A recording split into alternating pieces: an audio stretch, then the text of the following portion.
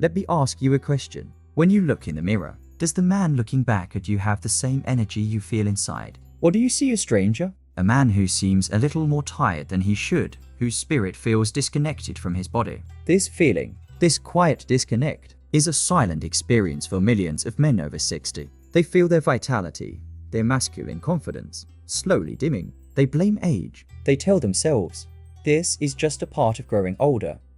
But what if I told you this is not the truth? What if the decline you fear is not a matter of age, but a matter of habit? My name is Haruto Inui. For over 50 years, I have helped men navigate the journey of aging, not simply to live longer, but to live with strength and dignity. And I am here today to share a truth your urologist wishes they had the time to explain fully. The greatest threats to your masculine health after 60 are not sudden or dramatic. They are silent.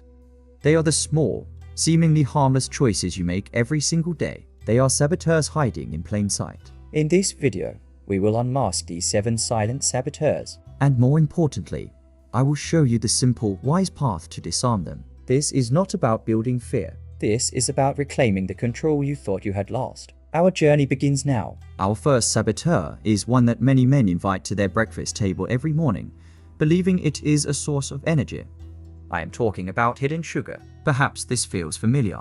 You have a sensible breakfast toast, maybe some cereal, a glass of fruit juice. You feel fine for an hour or two, but then, by mid-afternoon, a wave of fatigue washes over you. That stubborn fat around your belly refuses to leave, no matter what you do. You tell yourself, this is just my age. This is a story I have heard countless times in my office. Good men who believe their simple breakfast is healthy, yet feel their energy slipping away. The truth is often hidden in plain sight. Here is what is happening inside your body. Think of your arteries, all through your body, as powerful, flexible rivers. They are designed to be soft and adaptable, allowing the full force of life of your blood to flow through them. But refined sugar and simple carbohydrates act like sandpaper on the delicate lining of these rivers. This process, which science calls glycation, creates tiny wounds, microscopic areas of damage. Your body, in its wisdom, tries to patch these wounds, but the patches are stiff and hard, like scars. Slowly, over years, your flexible rivers become rigid pipes. The flow of life is constricted, and for a man's confidence, for his intimate life, that flow is everything. Now, here is the revelation that often surprises the men I speak with. The greatest danger is not the spoonful of sugar you stain to your tea. It is the sugar you do not see. It is hidden in the white bread, the breakfast cereals, the bottled juices, and even in healthy tomato sauces. To your body, a slice of white bread is processed almost identically to a spoonful of table sugar. So, what is the solution? It is beautifully simple. I call it the Dr. Einer's golden swap. Tomorrow morning, instead of toast or cereal, have 1 or 2 boiled eggs. This single change does something remarkable. The protein and healthy fat in the eggs stabilize your blood sugar for hours. There is no spike, no crash, and no damage to your arteries. This is not about punishment or taking away pleasure. It is about making a wise choice. It is about ensuring the river of life flows freely, nourishing not only your body, but your connection, your confidence, and your intimacy for all the years to come. We have cleared the sugar from our breakfast. Now, let us turn to the weekend, and to a habit many believe they have earned, the harmless fried food treat. After a long week of work and discipline, what is the harm in a plate of crispy fried chicken, or some hot, salted French fries? It feels like a reward, a moment of pleasure. But in Japanese wisdom, we are taught to see the body as a sacred temple. What we put inside it can either honor the temple or desecrate it. And the industrial oils used for deep frying, especially when used again and again, are like throwing tar into that sacred space. These fats, known as trans fats, and oxidized oils behave differently inside you. They are thick and sticky. They cling to the walls of your arteries, a process that causes inflammation, a kind of low, persistent fire. This makes your blood thicker and slower, creating a silent traffic jam exactly where you need clear, open roads. Now, this is very important, and it is a source of great confusion. The enemy is not fat. For decades, we were told to fear all fat. This was a mistake. The enemy is the wrong fat. The healthy fats found in olive oil, in avocados, in nuts, and in fatty fish like salmon. These are like a cleaning crew for your arteries. They are smooth, healing, and they reduce inflammation. The fats from deep-fried and ultra-processed foods do the opposite. They inflame, they block, and they clog. The choice is not about less fat. It is about the right fat. So, how do we honor our temple without sacrificing flavor? I teach my patients a simple 2-minute ritual. Before you cook, pause and look at the oil you are about to use. Ask yourself this question: is this oil cleansing my inner river, or is it dirtying it? This simple question changes everything. Choose to cook with extra virgin olive oil on low heat. Better yet, invest in an air fryer, which gives you that wonderful crispiness with little to no oil at all. Having the freedom to choose your food is a privilege. Using that freedom to nourish your life force is a profound act of self-respect. It is a choice that is reflected in your energy, your strength, and your ability to live every day to the fullest. We have addressed the hidden dangers on our plate. Now, we must speak about what is in our glass. We must discuss a substance that many men consider a trusted friend at the end of a stressful day: alcohol. The workday is over. The mind is still racing with worries. A glass of wine, a cold beer, or a measure of whiskey feels like a perfect reward. It promises to help you unwind, to finally switch off the noise of the world. Many men see this as a necessary ritual, but this friend has a secret. While it may feel like it's relaxing you, it is actively sabotaging the very systems that govern your male vitality. Your sexual health depends on crystal clear communication between your brain and your body, sent through your nervous system. Think of it as a clean, quiet telephone line. Alcohol acts as static on that line. As a depressant of the central nervous system, it slows down and confuses these vital signals, making a physical response difficult and unreliable. And it has a second effect. Alcohol is a diuretic. It signals your body to get rid of water. This dehydration makes your blood thicker, forcing your heart to work harder to pump it through your body, especially to the delicate vessels where you need strong flow the most. Here is the most important part to understand the great deception. Many men believe alcohol increases their desire. This is a powerful myth.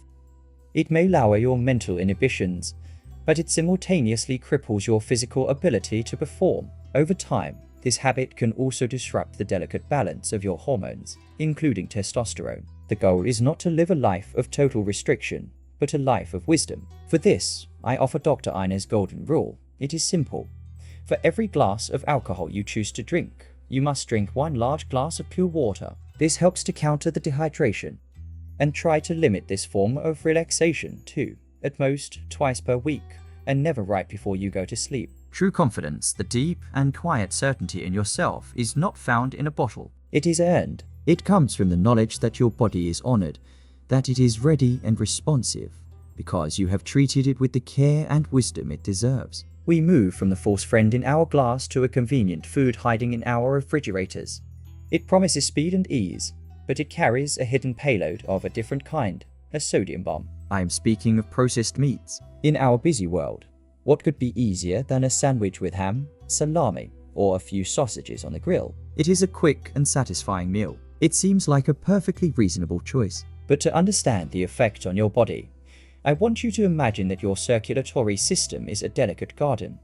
For this garden to flourish, it needs water, but at the right pressure. The massive amount of sodium and preservatives found in processed meats is like pouring salt all over the soil of this garden. To protect itself, your body holds onto water, pulling it into your bloodstream to dilute the salt. This extra water dramatically increases the volume inside your arteries, which raises your blood pressure.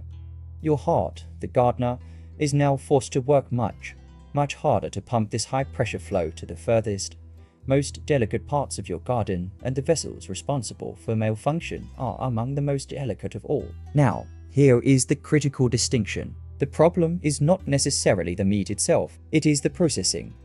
The nitrates, the preservatives, and the extreme levels of sodium create a state of chronic, low-level inflammation inside your blood vessels, a silent fire that, over time, damages their lining. So, how do we defuse this bomb without sacrificing convenience? We use what I call the upgrade technique. Instead of processed ham or turkey slices in your sandwich, upgrade to slices of chicken breast that you have cooked and seasoned at home. Or upgrade to a healthy, flavorful spread like hummus.